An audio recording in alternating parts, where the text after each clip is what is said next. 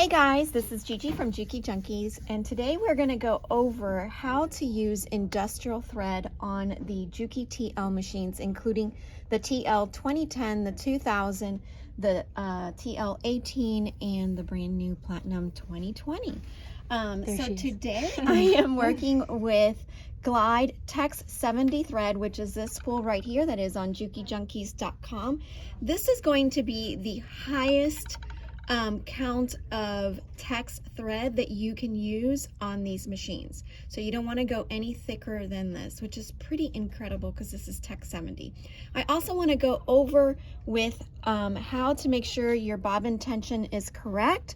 I have Tex 70 in my bobbin and on the top. So let's see. So you want it to drop like this, see? Okay, not too fast and not too slow. This is about good where you can, it'll drop and then you'll end up cupping it right there. That is a beautiful drop. If you want to adjust that tension, you're gonna do it in small increments of 5 seconds on this big dial. If you are switching back and forth between Tex 70 and let's say, for example, Glide 40, you probably wanna have 2 different bobbin cases instead of 1. By the way, did you notice this little peace sign right here? That is a genuine Juki bobbin case. I learned that today. Really? I didn't know that. Yep. You want to make sure that you don't pull this handle out. Okay, you leave it in and find that little hole in there, pin, and then with your middle finger, just pop it in.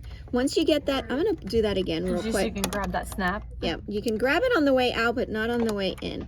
So you put it here, and then you pop it, okay? Perfect. And then leave a little thread tail in there. Let me cut it. Today I'm using pliable leather and real leather. So I've got Tex 70 on the top and on the bottom. I also want to show you a couple of little reminders. I love visuals. Size 16 to 18 needle, okay? You can use a leather or denim needle. You also want to make sure that the largest thread in here is Tex 70. Never use your thread cutter when using thick thread, so don't use your cutter, and you also don't want to use your threader, okay? So no cutter and no threader, which is so hard to do because that's what we're used to. We're trained that way. This is pliable leather.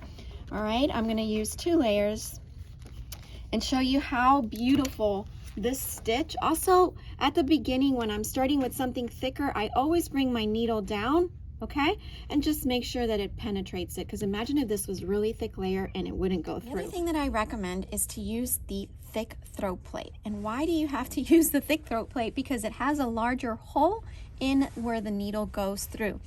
Also, we have a video on JukiJunkies.com on how to install that. I usually leave it on unless I'm going to be going and sewing like, you know, lightweight fabric. I've got pliable leather here. I just have my regular foot. I do recommend that you use the Teflon foot for these sticky types of fabrics, but I don't have it on there right now, but it's still going to work pretty nice. Okay, so I'm going to bring it down. Another thing that I encourage you to do is to bring that needle down and make sure that it's going to go through on your thicker fabrics before you break a needle. All right, so here we go. We've got Tex 70 on the top and the bottom. Look at that stitch! It looks so good. It's beautiful. Wow.